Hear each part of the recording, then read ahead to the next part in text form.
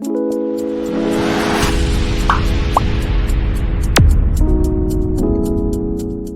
Friends, एक बार फिर से आपका स्वागत है बोस्टन सिंह एजुकेशन में। तो आज हम डिस्कस करेंगे मेल रिप्रोडक्टिव सिस्टम ऑर्गन के डिसऑर्डर्स। तो इसमें एक हमारा इंपॉर्टेंट टॉपिक रहेगा हाइपोस्पाडियस या फिर हाइपोस्पाडियासिस।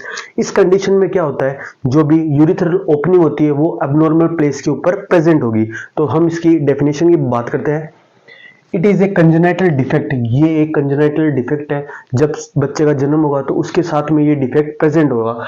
इन विच यूरिथ्रल ओरिफिस, यूरिथ्रल ओरिफिस क्या होती है, जहां पे यूरिथ्रा की ओपनिंग होती है उसे हम बोलते हैं यूरिथ्रल ओरिफिस। इसका दूसरा नाम होता है urethral meatus.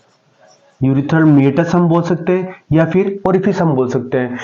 Is present at ventricle surface. Ventral surface के ऊपर ये प्रेजेंट होती है। वेंट्रल सरफेस का हम समझ सकते हैं, वेंट्रल मतलब ये कोई भी पार्ट है जैसे, तो ये इसका जो लोअर पार्ट है वो तो होगा वेंट्रल, अपर पार्ट होगा वो डोर्सल सरफेस होता।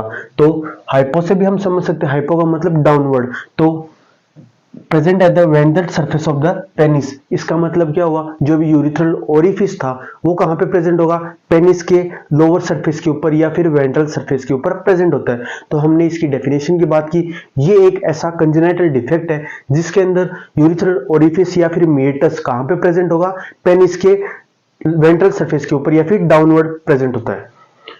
हम डायग्राम के थ्रू इसे थोड़ा समझने की कोशिश करते हैं। तो ये नॉर्मल कंडीशन होती है जिसके अंदर टिप ऑफ द पेनिस के ऊपर क्या होती है, यूरिथ्रल ओरिफिस की ओपनिंग होती है। ये तो हमारा नॉर्मल डायग्राम है। यहाँ पे समझ में आ रहा है, ये स्क्रोटम है, टेस्टिस है, ये पेनिस है, ये यूरिथ्रा। यूरिथ्रा की ओपनिंग कहाँ पे हो रही है, टिप ऑफ द पेनिस। और जब ये हाइपोस्पाडियस की कंडीशन है, इसके अंदर हमने डिस्कस किया था कहाँ पे प्रेजेंट होगी, वेंट्रल सरफेस। वेंट्रल सरफेस मतलब फ्रेंड्स डाउनवर्ड प्रेजेंट होगी पेनिस के सरफेस के।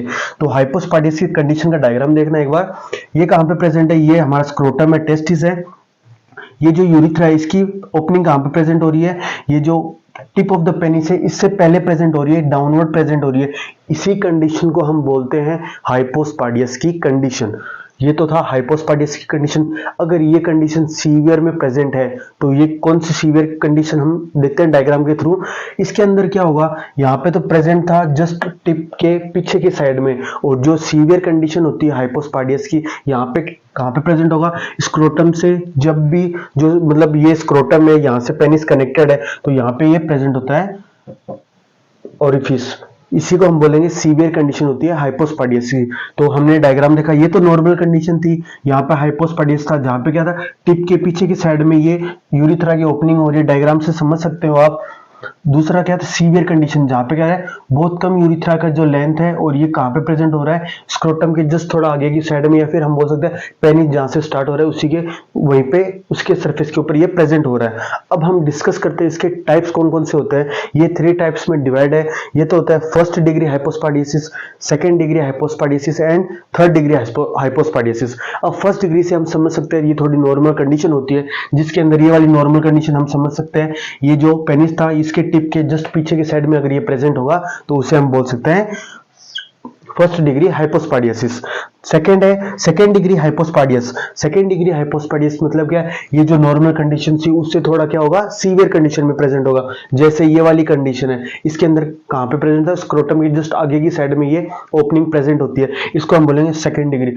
थर्ड डिग्री, ये स्टेप बाय स्टेप ये क्या हो रही है, सीवियरिटी बढ़ती जा रही है। तो थर्ड डिग्री के अंदर क्या होगा, ये जो यूरिथ्रा था, ये यूरिथ्रा क्या होगा, बीच में ही अपनी ओपनिंग ओपन कर देता है। मतलब ये पेनिस के अंदर तो अपनी ओपनिंग एंटर करेगा ही नहीं, उसी से पहले ये ओपन हो जाता है। उस कंडीशन को बोलेंगे थर्ड डिग्री हाइपोस्पाडियसिस। मूविंग फॉरवर्ड, अब हम देखते हैं इसके कॉजेस क्या क्या हो सकते हैं। हमने देख लिया जो हाइपोस्पाडियस था वो कौन सी कंडीशन थी। अब देखते हैं क्या क्या कारण है जिसकी वजह से ये कंडीशन हो रही है बच्चों में। तो एग्जैक्ट कॉज क्या है इसका अननोन है, हम कुछ परफेक्ट नहीं बता सकते कि ये किस वजह से हो रहा है। नेक्स्ट कॉज है इसका फैमिली हिस्ट्री।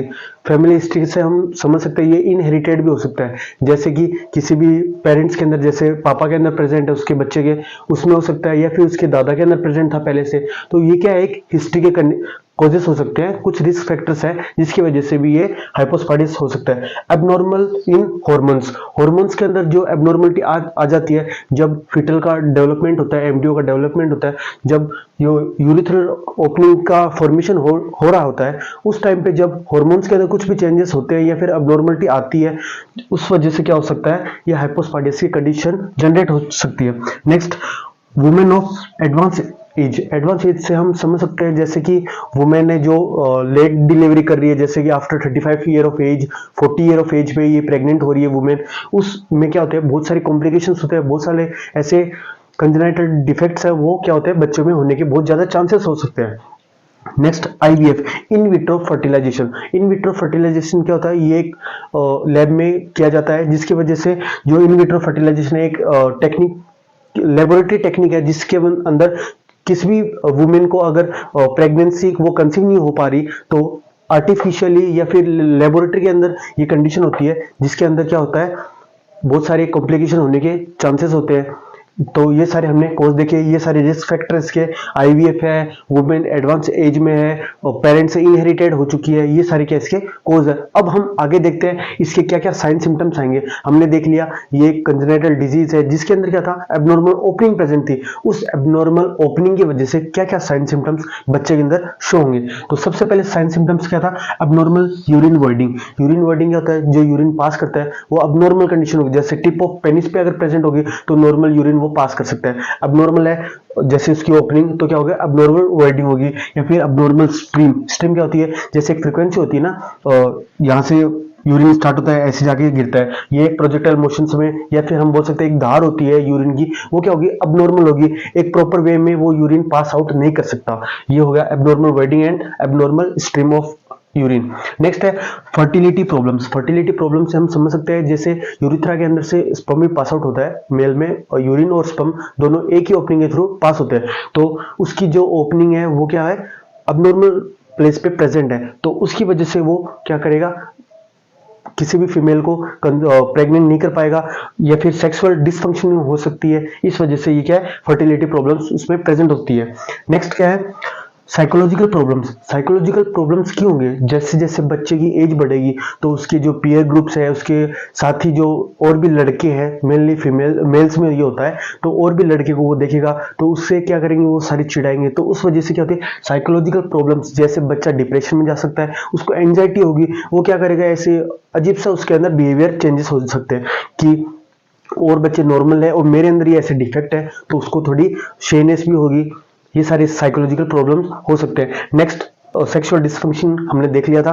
नेक्स्ट क्या है, abnormal penis curve. Penis curve जैसे जो हमने बात की थी, ऐसे पेनिस था, ये स्क्रोटम था, टेस्टिस था, पेनिस का कर्व ये क्या होगा, अंदर की तरफ ऐसे मुड़ा हुआ होगा। इस मुड़े हुए कर्व को हम क्या बोलेंगे, कोर्डी। एक नाम होता है कोर्डी, एक पर्टिकुलर ये टर्म है इसके लिए। जो पेनिस था वो अंदर की तरफ अगर कर्व हो चुका है, उसको एक पर्टिकुलर नेम होता है कोर्डी। इसको हम, ये सारे सिम्टम्स हमने देखे। अब हम डिस्कस करेंगे इसके डायग्नोस्टिक इवैल्यूएशन, हम इसे कैसे डायग्नोस कर पाते हैं।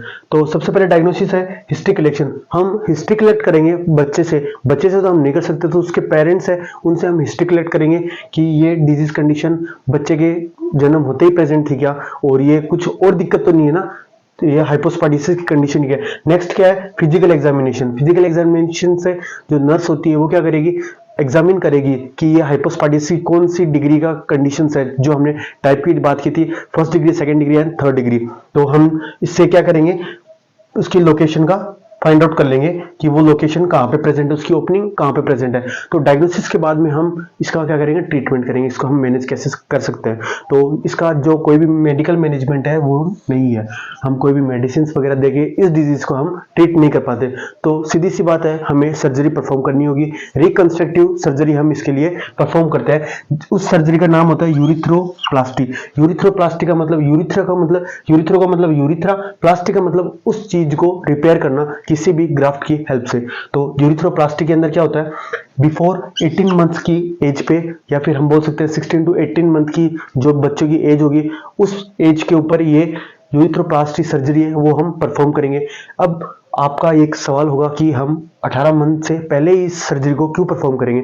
तो क्या होता है बच्चों में 18 मंथ के बाद में हम टॉयलेट ट्रेनिंग देना स्टार्ट कर देते हैं। तो टॉयलेट ट्रेनिंग के पहले पहले हम क्या करेंगे, ये सर्जरी परफॉर्म कर देंगे, जिस वजह से जो उसको वर्डिंग में कोई भी दिक्कत ना हो आगे। नेक्स्ट क्या देखा है, टिश्यू ग्राफ्ट हम लेंगे। इस सर्जरी में क्या होगा, टिश्यू ग्राफ्ट लेंगे। टिश्यू ग्राफ्ट हम कहाँ से लेंगे, जो पेनिस की ऊपर की स्किन होती है, जिसे हम फोर स्किन बोलते हैं, फोर स्किन, वहां से हम ग्राफ्ट ले सकते हैं। उसकी वजह से हम यूरिथ्रा को रिपेयर कर सकते हैं, वापस जो टिप ऑफ द पेनिस है वहां तक उसको रिपेयर कर सकते हैं। नेक्स्ट, अगर हम फोर स्किन की जो स्किन है वो नहीं ले पा रहे, तो हम क्या करेंगे, माउथ से थोड़ी बहुत स्किन लेंगे, ग्राफ्ट लेंगे, उसकी हेल्प से भी हम क्या करते हैं, इनको रिपेयर कर सकते हैं। तो ये था इसका सर्जिकल मैनेजमेंट। इसके बाद में क्या है, नर्सिंग की रिस्पॉन्सिबिलिटीज होती है। नर्सिंग की रिस्पॉन्सिबिलिटी क्या होगी, हम बच्चे का क्या करेंगे, वाइटल्स मेजर करेंगे। इसके बाद में कैथेटर भी क्या करेंगे, सर्जरी के दौरान इंसर्ट करते हैं।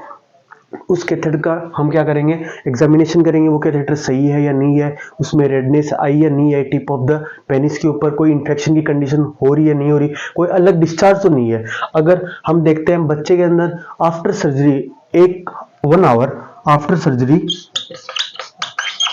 सर्जरी 1 घंटे तक अगर बच्चा वॉइड नहीं कर पा रहा, मिक्चुरेशन नहीं कर पा रहा, तो उस कंडीशन में हम क्या समझेंगे, उस कैथेटर के अंदर कोई ना कोई ऑब्स्ट्रक्शन आ चुका है, और हम तुरंत क्या करेंगे, जो डॉक्टर है हमारे उनको कंसल्ट करेंगे, या हम उन्हें बताएंगे कि ये बच्चे के अंदर कंडीशन हो चुकी है। तो हमने आज देखा हाइपोस्पाइडिस की कंडीशन, जिसकी हमने डेफिनेशन की बात की, उसके टाइप्स की बात की थी, 3 टाइप होते हैं उसके, और हमने उसके कॉजेस की बात की, क्या कौन कौन से कॉजेस की वजह से डायग्नोस्टिक इवैल्यूएशन किया, और लास्ट में हमने उसका मैनेजमेंट किया।